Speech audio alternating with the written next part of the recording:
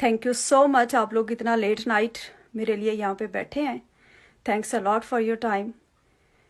मैं सबसे पहले अपना इंट्रोडक्शन थोड़ा सा दे दूँ।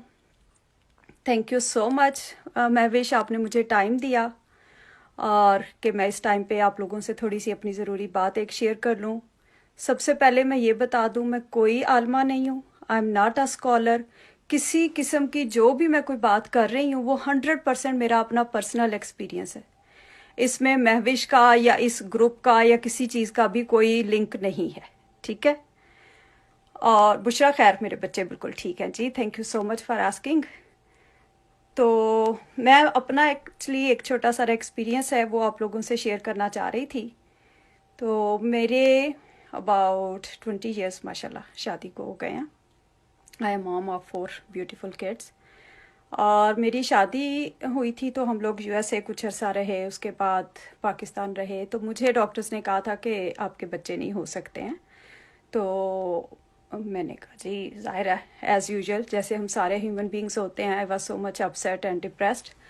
बट एनीवेज, किसी ने उस वक्त हमें बताया कि आपने सूरह रहमान सुननी है 7 डेज कारी अब्दुल बासित अब्दुल समद साहब की आवाज़ में, आंखें बंद करके, सुबह दोपहर शाम।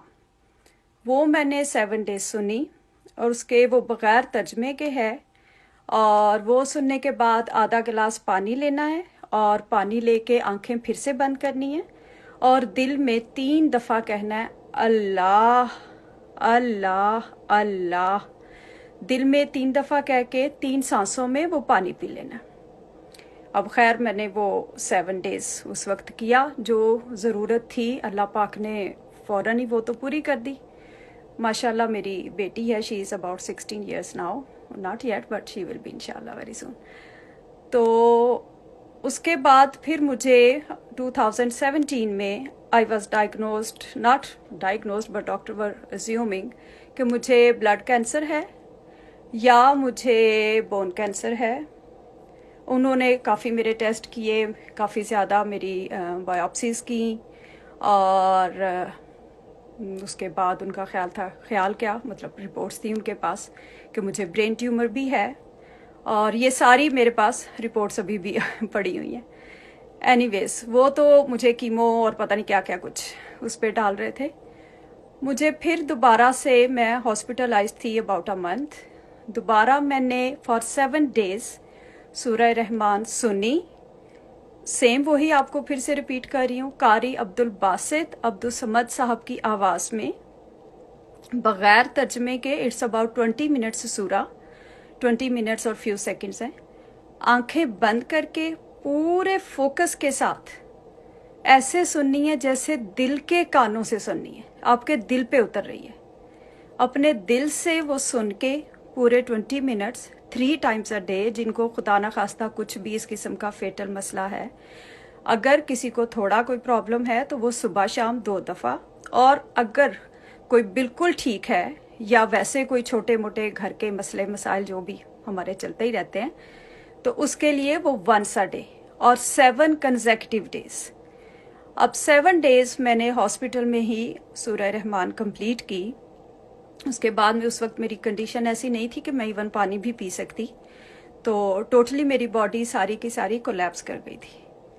तो लेकिन ये कि पानी फिर मैं नर्स को अपनी को कहती थी वो स्ट्रॉ से थोड़ा सा टच करके तो मेरे लिप्स को लगा दिया करती थी। पानी मैं बार बार दिन में 8-10 टाइम्स ऐसे पीती रही।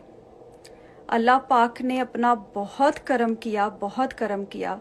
I am back on my feet. और अब माशाल्लाह बच्चों के साथ घर के काम ये वो सब कुछ चलता है